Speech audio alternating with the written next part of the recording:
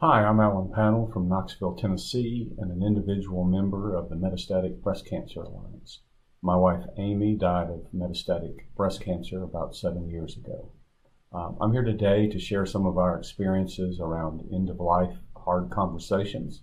One note, my wife and I knew each other for 3 years and 2 weeks, and were married for 15 months. I feel like we did some things very well, and I want to share those, and we did a couple things not so well. The thing Amy and I did best was communicate. That was true in our relationship and true when she was diagnosed as metastatic. She even made it a little easier on me by assuring me that I didn't have to walk on eggshells, and even allowed me to tell my stupid jokes that were sometimes out of line. The one thing we did is each night soon after she was diagnosed, we would sit on the couch and talk and cry sometimes and laugh other times. And those were tough times, but also were some of my favorite memories of her and I together. One of the things we did well was talk about some financial issues. We hadn't been married that long, so there were plenty of things we needed to cover there.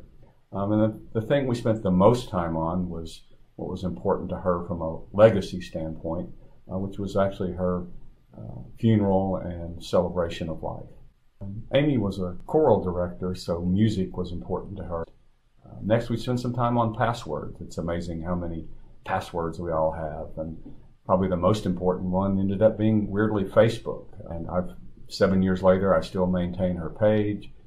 It's a way for me to connect with some of her friends and former students. Occasionally, when I want to talk to her, I post something on Facebook to her. And the last thing I want to talk about that went well was the last day of her life, and that ended up being lucky.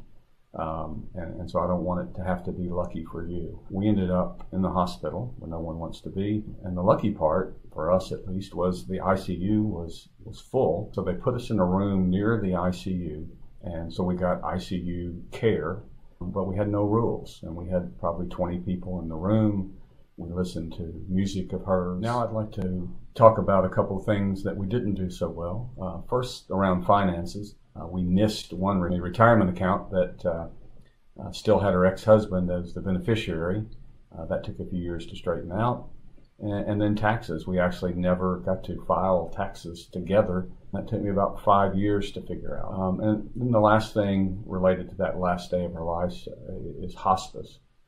We didn't know much about hospice. We didn't know when to ask for it. And the doctors, who I assume should know, or didn't guide us like I would like them to.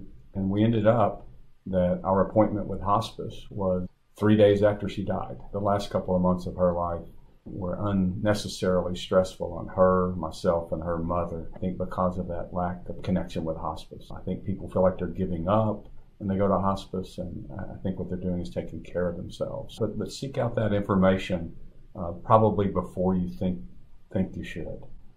So anyway, thanks for listening. I hope there's something that we did right or something we did wrong that you can learn from and make your life better.